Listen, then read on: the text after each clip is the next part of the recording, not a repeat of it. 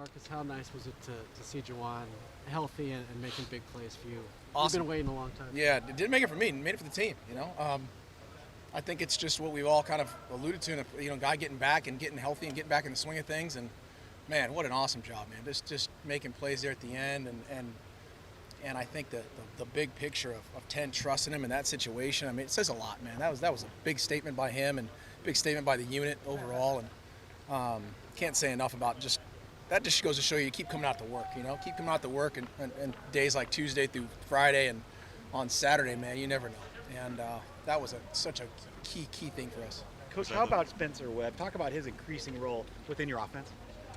Yeah, I mean, Spencer's a guy we've talked about it since week one, right? He's been kind of a swing guy for us, and his role and things he can do and applying himself and being a weapon. And I think our hats off to him and some other guys who just kind of have been kind of utility knives for us in a lot of ways. And Spencer's done a great job, especially for a true freshman. Was that version of JaJuan the player that you were all expecting to see back in the spring, obviously, and then pushing for potential to start from here on out? Yeah, I mean, I think the things he did in that game were the things that first of all, that himself, I think, expect. Things we saw in fall camp, some of the stuff he did, and then obviously in spring as well. And I think that it was the right time, the right place, and he came right along, and he's going to get his role in advancing going forward is something that we're excited about on the team. For CJ, it's obviously a tremendous individual performance, but because of it now, there's some splits, Marcus, where he's among the top 5 in the country in some splits out there. Yeah, CJ's done it. I think I don't want to point fingers, but someone tried to sandbag CJ about week 3 and said he's not seeing things and doing that, and all of a sudden now he's, Walter Payton. But he has done an awesome job since the beginning he's got here. We've said that CJ has been a guy who can do it all and do it well, and he's done a really, really good job. Obviously things are clicking at the right time, and he's really, really molding with the guys up front and done an awesome job, man. He just last week was such a really good thing for him to see. He's a perfect example. He's the hot hand, and he was a hot hand. We roll with it, and in games like that, you like to see it. You'd hate to take the ball out of his hand when he's rolling like that, and we didn't. JaJuan credited you and the staff when he was hurt to keep him mentally ready. And what was that process like of just keeping him ready to go when he finally got healthy he could play? He said that was really big. Well, I think the biggest points we've got the best running back coach in the country in Jim Mastro. He does an awesome job with those guys, keeping them locked in.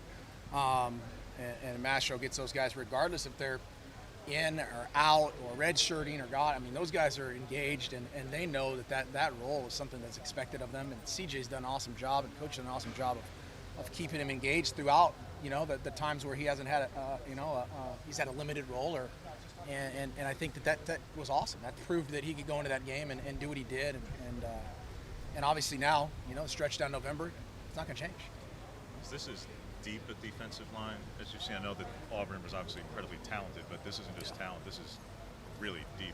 Yeah, they've got a. This is like you said. This is a talent. This is one of the top talent groups we've seen. Awesome group overall, defensively, athletically.